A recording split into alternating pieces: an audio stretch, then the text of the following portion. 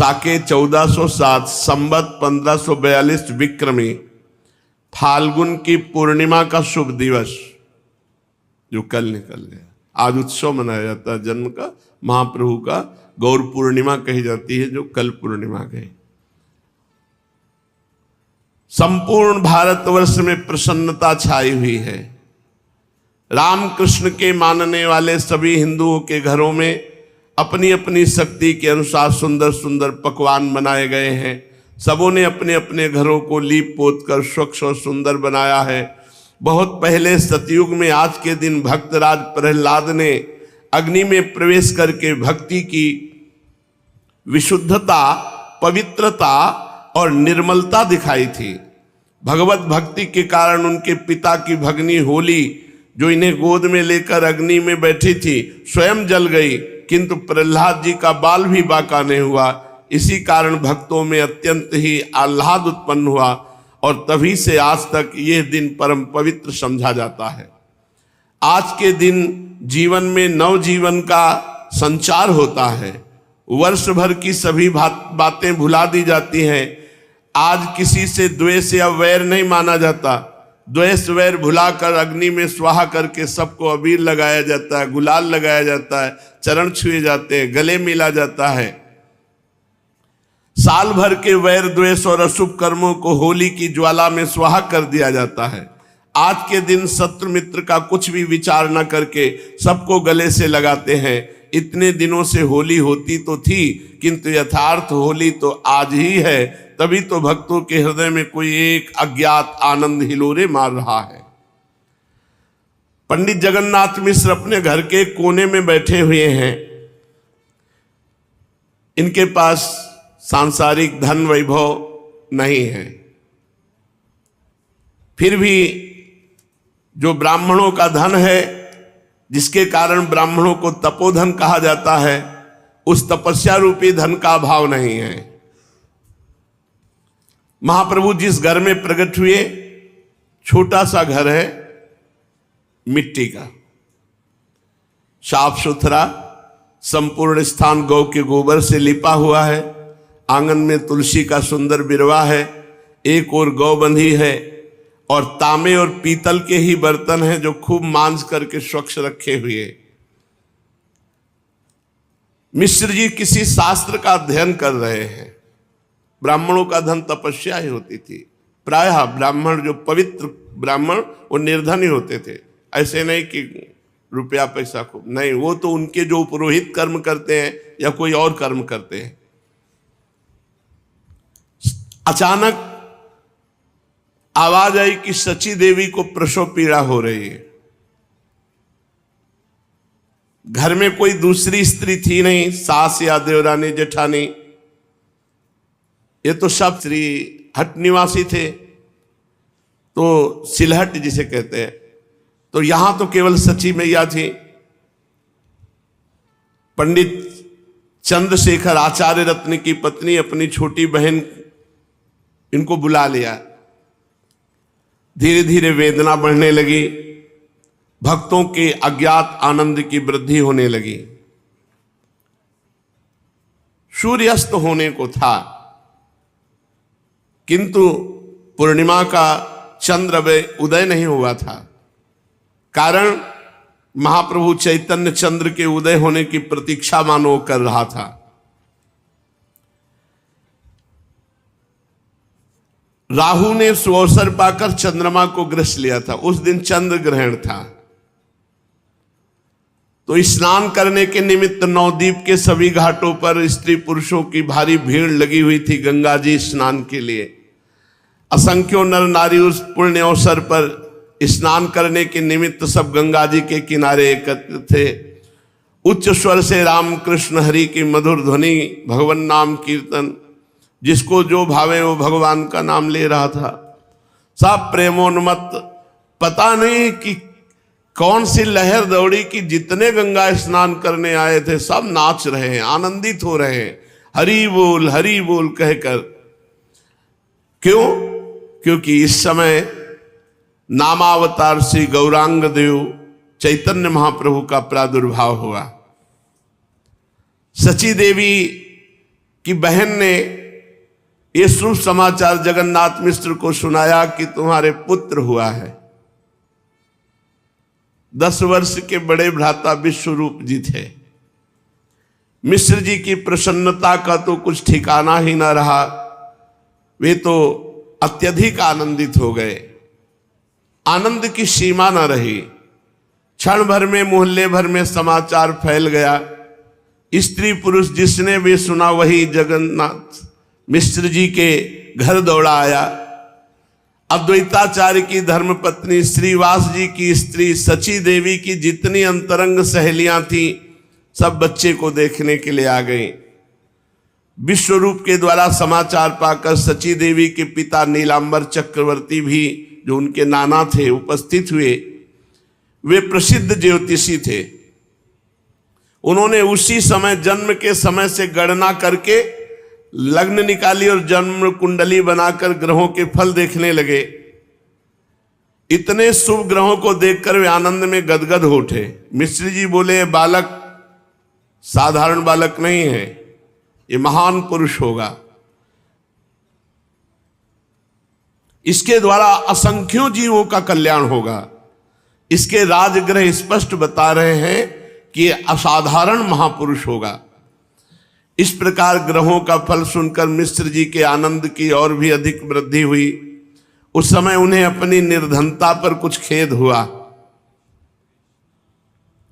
उनका हृदय कह रहा था कि यदि मेरे पास इस समय कुछ होता तो मैं दान करता। फिर भी जो कुछ जैसा आनंद उत्सव मनाया। रात्रि आनंद और उत्साह में व्यतीत हुई। तो दूसरे दिन धुलेड़ी थी। उस दिन परस्पर अबीर गुलाल और रंग से लोग होली खेलते हैं। अपने तो सौभाग्य हो गए कि क्रम से महाप्रभु के जन्मदिन में ही जन्मदिन का चरित्र आया। क्रम से आया, कोई अपना अनुष्ठान तो नहीं किया, क्रम से आ गया अपने आप। उस दिन सुबह धुलेड़ी थी। अबीर गुलाल और रंग से लोग होली खेलते हैं। कट्टर से कट्टर पंडित भी स्पर्श का भेद नहीं मानते। सभी परस्पर में मिलते हैं। उस दिन भक्तों में महान आनंद रहा। एक दूसरे पर उत्साह के साथ रंग गुलाल दधी हल्दी डाल रहे, मानो नंदोत्सव मनाया जा रहा हो। भक्तों ने अनुभव किया कि मानो आकाश में देवता उनकी प्रसन्नता और अपनी प्रसन्नता मिलाकर जय घोष कर रहे हैं, क्योंकि भक्तों को अभयदान देने के लिए महाप्रभु चैतन्य देव प्रकट हुए हैं। संपूर्ण नवद्वीप ही नहीं, संपूर्ण देश में भक्ति भागीरथी की एक ऐसी मनोरम बाढ़ आवेगी जिसके द्वारा सभी जीव पावन बन जाएंगे और चारों ओर हरि बोल यही सुमधुर ध्वनि सुनाई पड़ेगी। पंडित जगन्नाथ मिश्र और सची देवी की मानसिक प्रसन्नता को वही अनुभव कर सकता है जिसकी अवस्था महाराज दशरथ और जगन माता कौशल्या की सी हो,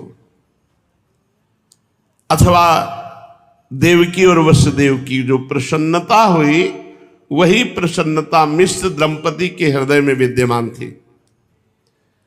सची देवी की क्रमशः 8 कन्याएं प्रसव होने के कुछ काल ही पश्चात परलोक गामिनी बन चुकी थीं। इस वृद्धावस्था में दंपति संतान सुख से निराश हो चुके थे कि भगवान का अनुग्रह हुआ और विश्वरूप का जन्म हुआ। विश्वरूप यथा नाम तथा गुण ही थे। इनका रूप विश्व को मोहित करने वाला था, किंतु इनमें बालोचित चांचल्य इनमें बिल्कुल नहीं था। चेहरे पर परम शांति विराजमान थी। माता पिता इस सर्वगुण संपन्न पुत्र के मुख कमल को देखकर मन ही मन प्रसन्न हुआ करते थे। अब भगवान की कृपा का क्या कहना, विश्वरूप के बाद दूसरे बालक को देखकर तो मिश्र दंपति अपने आप को ही भूल गए थे। सब बालक 9 महीने या अधिक से अधिक 10 महीने गर्भ में रहते हैं, किंतु गौरांग महाप्रभु 13 महीने गर्भ में रहे। 13 महीने। 7 महीने में भी बहुत से बच्चे होते हैं और प्रायः वो जीवित भी रहते हैं, किंतु वे बहुधा क्षीणकाय होते हैं। बात यह कि 6 महीने में गर्भ के बच्चे के सब अवयव बनकर ठीक होते हैं। 7वें महीने में जाकर उसमें जीवन का संचार प्रतीत होता है। जीवन का संचार होते ही बच्चा गर्भ से बाहर होने का प्रयत्न करता है। जो माताएं कमजोर होती हैं उनका प्रसव 7 ही महीनों में हो जाता है, किंतु बहुधा 7वें महीने में बच्चे का प्रयत्न निर्बल होने के कारण असफल ही होता है। बाहर निकलने के प्रयत्न में बालक बेहोश हो जाता है और वो बेहोशी 2 महीने में जाकर ठीक होती है। जो बच्चे 8 महीनों में हो जाते हैं वे बचते ही नहीं, क्योंकि एक तो पहली बेहोशी और दूसरी प्रसव की बेहोशी, इसलिए कमजोर बालक उसे सह नहीं सकते।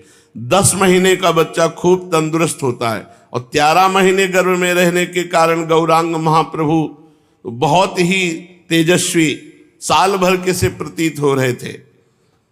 इनका शरीर खूब मजबूत, अंग भी अवयव सुगठित सुंदर थे और गोरे थे। तपाए हुए स्वर्ण की भांति इनके शरीर का वर्ण था। छोटी छोटी दोनों भुजाएं खूब उतार चढ़ाव की थी। हाथ की उंगली कोमल रक्त वर्ण की बड़ी सुहावनी प्रतीत होती थी। छोटे छोटे गुदगुदे पैर, मांस से छिपे हुए सुंदर टखने, सुंदर गोल गोल पिंडलियां और मनोहर उरुद्वय, छोटे कमल के समान सुंदर मुख, बड़ी बड़ी आंखें, सुंदर पैनी नासिका बड़ी ही भली मालूम पड़ती थी। गर्भ के सभी बालकों के इतने मुलायम बाल होते हैं कि वे रेशम के लच्छों को भी मात करते हैं, किंतु गौरांग के बाल तो अपेक्षाकृत अन्य बालकों के बालों से बहुत बड़े थे।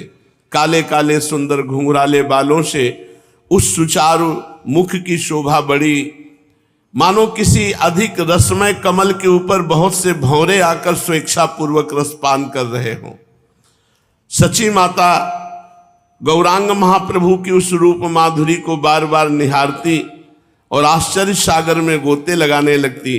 वो बच्चे के सौंदर्य में एक अपूर्व तेज का अनुभव करती।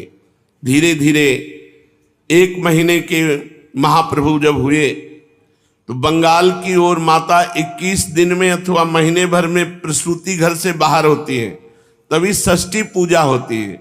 नामकरण संस्कार प्रायः 4 महीनों में होता है, किंतु अब तो लोग बहुत पहले भी करने लगते हैं। 1 महीने के बाद गौरांग का निष्क्रमण संस्कार हुआ। सखी सहेलियों के साथ सची देवी बालक को लेकर गंगा स्नान करने के निमित्त गई। वहां जाकर विधि पूर्वक गंगा जी का पूजन किया। फिर षष्ठी देवी के स्थान पर उनके पूजन के निमित्त गई। ये षष्ठी देवी कौन है? इनके संबंध में पृथक पृथक देशों की पृथक पृथक मान्यता है। ये कोई शास्त्रीय देवी नहीं है, एक लौकिक पद्धति है। बहुत जगह तो ये बालकों के अशुभ को मिटने वाली समझी जाती है और इसीलिए बालक के कल्याण के निमित्त इनकी पूजा करते हैं। और हमारी तरफ बालक के जन्म के 6ठे दिन छठी देवी का पूजन होता है। घर की सबसे मान्य स्त्री पहले पूजा करती है, फिर संपूर्ण कुल परिवार की स्त्रियां आकर पूजा करती हैं, भेंट चढ़ाती हैं। मान्य स्त्री उन सबको खाने के लिए सीरा पूड़ी अन्य वस्तुएं देती है। हमारी ओर भावी माता को ही षष्ठी मानते हैं। ऐसी मान्यता है कि भावी माता उसी दिन रात्रि में आकर बालक की आयु भर का शुभाशुभ भाग्य में लिख जाती है। बालक के भाग्य को खूब अच्छा लिखा जाए, इसलिए उसकी प्रसन्नता के निमित्त उसका पूजन करते हैं। कुछ भी हो, लौकिक ही रीति सही, किंतु इसका प्रचार किसी न किसी रूप में सर्वत्र है। षष्ठी देवी के स्थान पर जाकर सची देवी ने श्रद्धा भक्ति के साथ देवी का पूजन किया और वे बच्चे के मंगल कामना के निमित्त देवी के चरणों में प्रार्थना करके सखी सहेलियों के साथ प्रसन्नता पूर्वक घर लौट आई। बालक ज्यों ज्यों बढ़ता जाता त्यों ही त्यों उनकी चंचलता भी बढ़ती जाती। विश्वरूप जी जितने शांत गंभीर थे, चैतन्य महाप्रभु उतने ही अधिक चंचल थे। 1 महीने के ही थे कि अपने आप ही आंगन में घुटनों के सहारे रेंगने लगते और चलते चलते जोर से किलकारियां मारने लगते। कभी कभी अपने आप ही हंसने लगते। माता इन्हें पकड़ती, किंतु इन्हें पकड़ना सहज काम नहीं था। वे स्तन पीते पीते कभी इतनी जोर से दौड़ते कि इन्हें रोक रखना असंभव हो जाता। पहले बहुत रोते। माता भांति भांति से चुप करने की चेष्टा करती, किंतु ये चुप नहीं होते थे। एक दिन ये छोटे पालने पर पड़े बहुत जोर से रो रहे थे। माता ने बहुत चेष्टा किंतु ये चुप नहीं हुए। तब इनको नाम ध्वनि सुनाई दी, हरि बोल हरि बोल हरि बोल। बस ये किलकारियां मारने लगे, चुप हो गए। बस इनके रोने के चुप कराने का उपाय मिल गया, हरि बोल हरि बोल। जब कभी रोते तो माता बड़े कोमल कंठ से गाती, हरि हरि बोल बोल हरि बोल, मुकुंद माधव गोविंद बोल, हरि हरि बोल बोल हरि बोल, मुकुंद माधव गोविंद बोल, मुकुंद माधव गोविंद बोल, बोल हरि हरि बोल बोल हरि बोल, मुकुंद माधव गोविंद बोल, हरि हरि बोल बोल हरि बोल।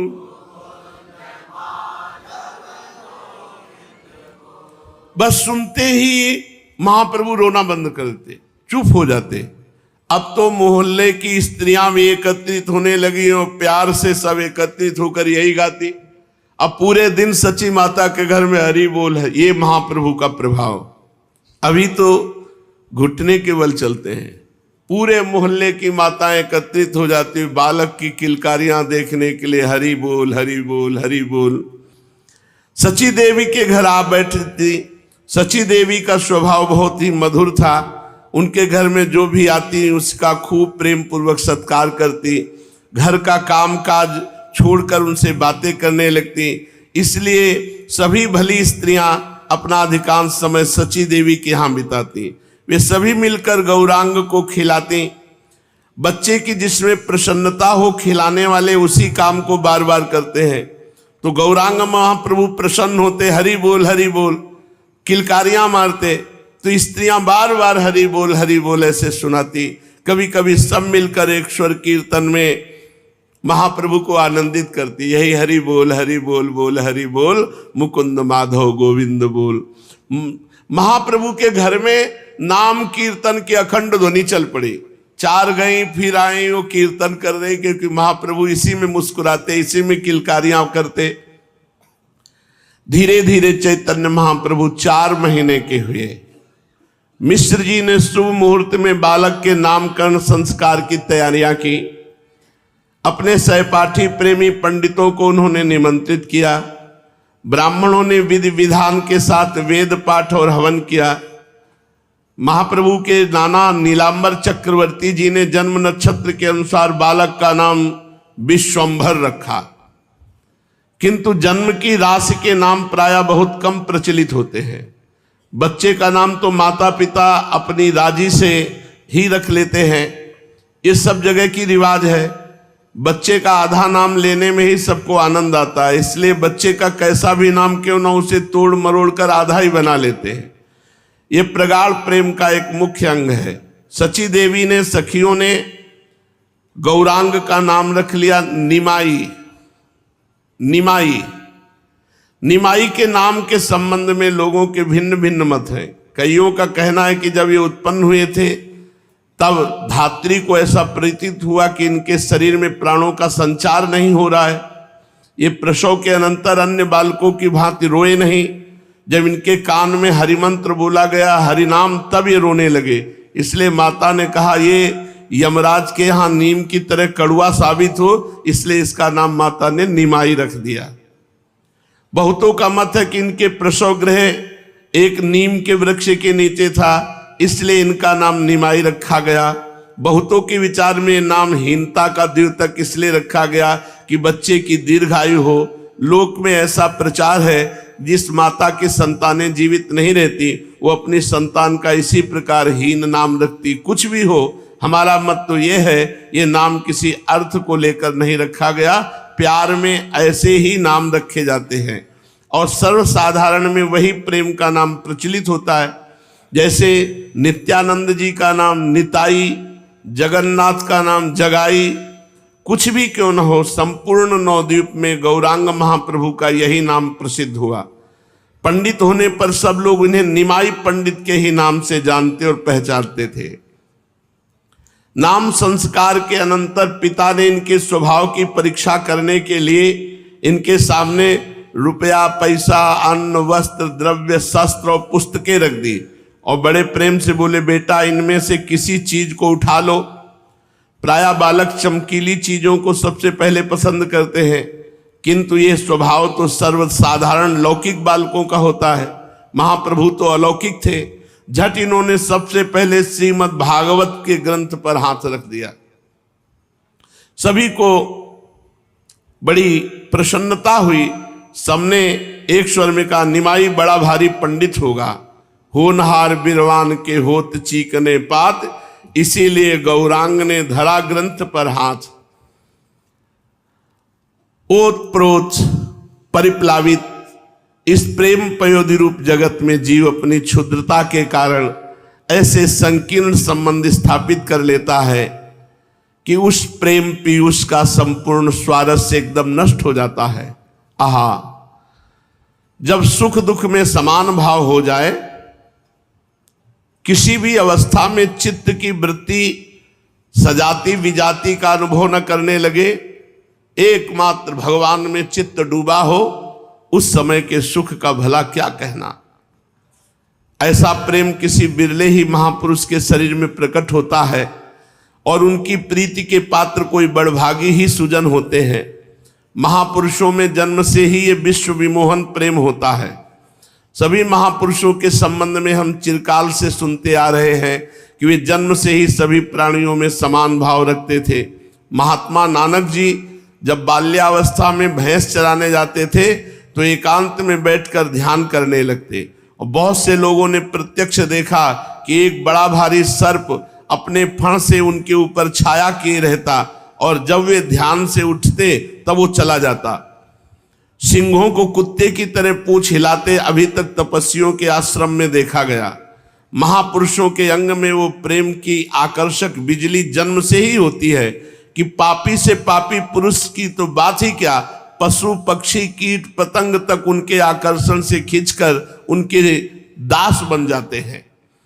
सची देवी के छोटे आंगन में अब दिन रात हरि हरि बोल, बोल हरि बोल, मुकुंद माधव गोविंद बोल, ये नाम की ध्वनि गूंजती रहती।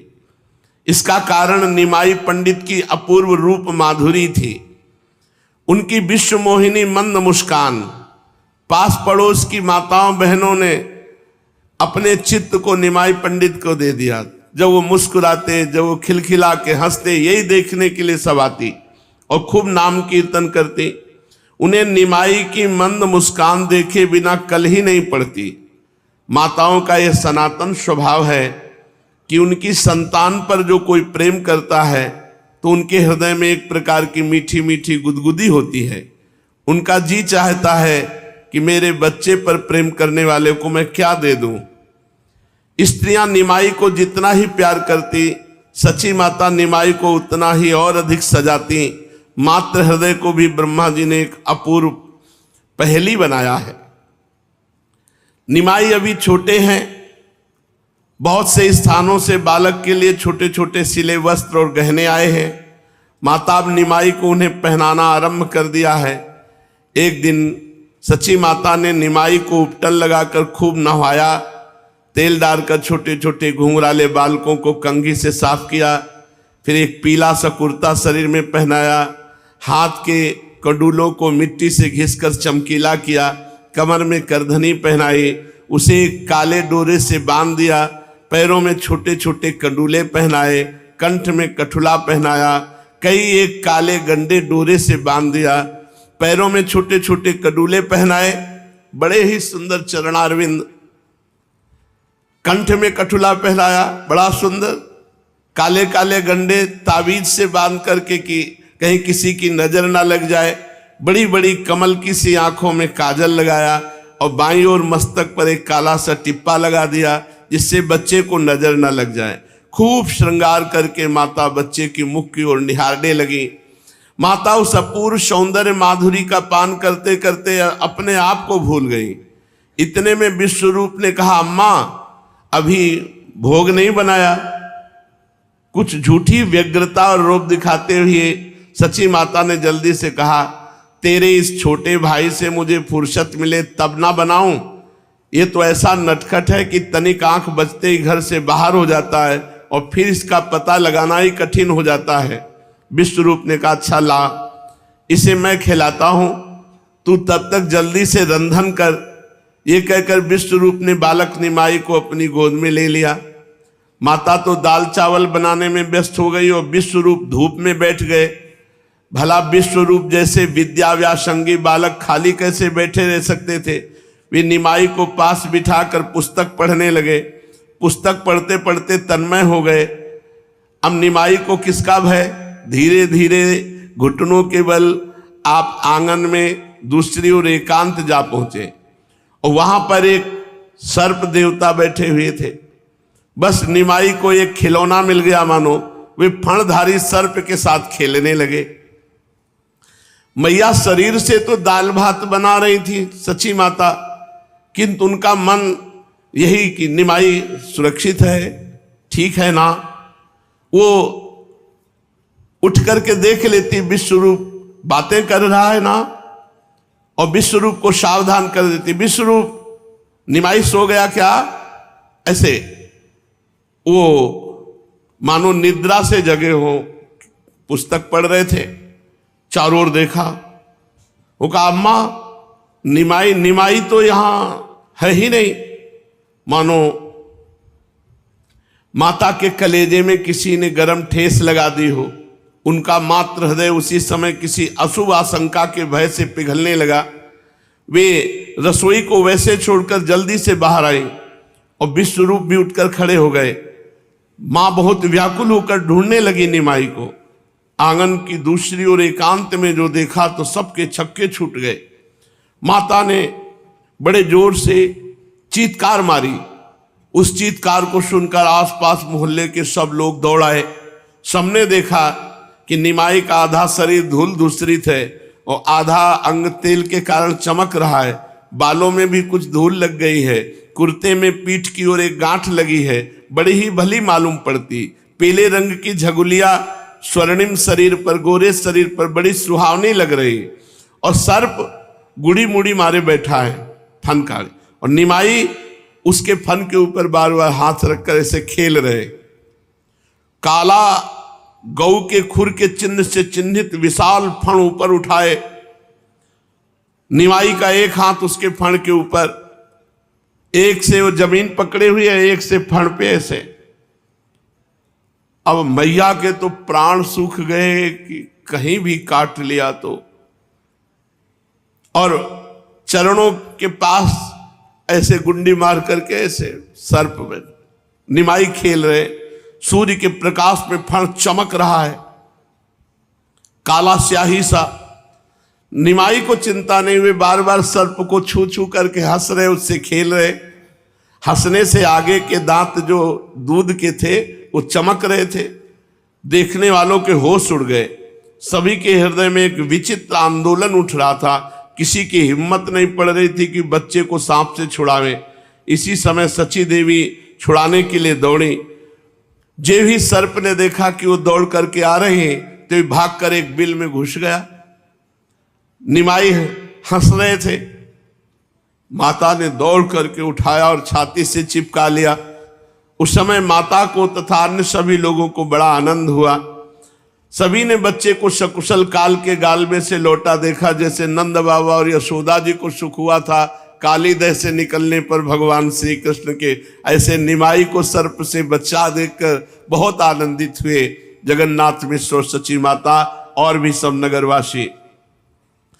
मैया ने झाड़ फूक वालों को बुलवाया, झाड़ फूक करवाया, ताबीज बंधवाई कि कहीं कोई किसी की नजर ना लगे, कोई विष ना चढ़े, कोई हानि ना हो। स्त्रियां कहने लगी कि ये सर्प तो नहीं था, ये जरूर कुल देवता होगा, क्योंकि इसने बच्चे को कोई क्षति नहीं पहुंचाई। कोई कोई बड़ी बुढ़िया स्त्री निमाई का मुंह चूम कर कहने लगे, निमाई तू इतनी बदमाशी क्यों किया करता है? क्या तुझे खेलने को सांप मिले हैं? निमाई उनकी ओर देखकर हंस देता और निमाई को और आनंदित करने के लिए सब स्त्रियां ताली बजाकर हरि हरि बोल, बोल हरि बोल, मुकुंद माधव गोविंद बोल, ऐसा कीर्तन करने लगती। इस प्रकार निमाई की अधिक चंचलता देखकर माता उनकी अधिक चिंता रखने लगी। माता जितनी ही अधिक होशियारी रखती है उतना ही धोखा देकर खेलते। एक दिन ये घर से निकलकर बाहर रास्ते में एकांत में खेलने लगे। शरीर पर बहुत से आभूषण थे, वो आभूषण सोने के थे। इतने में से एक चोर निकला और देखा एक छोटा सा बालक इतने आभूषण पहले खेल रहा है। उसका बुरा भाव उत्पन्न हो गया। उसने इन्हें पीठ पर चढ़ाया और भागा, निमाई को पीठ पे चढ़ा के। अब जैसे ही महाप्रभु को उसने पीठ पे चढ़ाया, उसकी विचित्र दशा हो गई। वो अंदर ही अंदर प्रायश्चित करने लगा कि मैं कितना नीच हूं, मैं चोरी के निमित्त से इस बालक को उठाया। निमाई का एक पैर उसके कंधे के नीचे लटक रहा था। उसने उस चरण को अपने हृदय पे लगाया, बड़ा सुख मिला। अरे महाप्रभु चैतन्य देव! उसको रोना आ गया कि मैं कितना नीच हूं, इस बालक के आभूषण चुराने के लिए मैं इसको उठा के ले जा रहा था। फिर उतारा और मुख कांति देखी, महाप्रभु हंस दिए। चोर का हृदय पानी पानी हो गया। वो बैठाल करके उनके चरणों में प्रणाम किया, कहा आज के बाद कभी चोरी नहीं करेंगे, किसी की चोरी नहीं। पहला उद्धार महाप्रभु ने पहला उद्धार इस चोर का किया, छोटे से बच्चे के रूप में। इधर निमाई को घर में न देखकर माता पिता को बड़ी चिंता हुई। मिश्र जी ढूंढते ढूंढते गंगा जी तक पहुंचे, किंतु निमाई का कुछ भी पता नहीं चला। इधर सची देवी तो पगली की तरह आसपास के मोहल्लों के घरों में निमाई को ढूंढने लगी। स्त्रियां कहती, बहन बड़ा चंचल है, घर में रहना तो मानो सीखा ही नहीं। तुम चिंता मत करो, यहीं कहीं खेल रहा होगा, मिल जाएगा। ढांढस बंधाया, चलो मैं अभी सब लोग चल के ढूंढती हैं। इस प्रकार सभी स्त्रियां सची माता को धैर्य बधाती, किंतु सची माता को धैर्य कहां।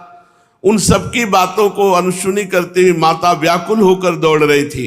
विश्वरूप भैया अलग ढूंढ रहे थे। इधर चोर की चित्तवृत्ति शुद्ध हो गई, स्पर्श मात्र से भाव बदल गया। वो कांधे पे बैठाले हुए आ रहा है निमाई को। माता पिता ढूंढ रहे थे और धीरे से जहां से उठाया था वहीं छोड़कर भाग गया चोर। अरे कहा, निमाई तो ये दरवाजे पे खेल रहा है। सब दौड़ करके आए, जैसे मरे हुए कि प्राण आ जाए, ऐसे महाप्रभु को देखकर माता पिता स्वजनों के हृदय में आनंद हुआ। बड़ी प्रसन्नता मिश्र जी को हुई द्वार पर देख करके कि अभी तो यहां ढूंढ रहे थे, दरवाजे पर कैसे आ गए। अब वो चोर का भाव बदल गया, इसलिए छोड़ गया। माता ने हृदय से लगा लिया और सब स्त्रियां मिलकर माता के साथ भगवान नाम कीर्तन करते हुए महाप्रभु को दुलार कर रही। शेष चर्चा आगे। श्री राधा वल्लभ लाल।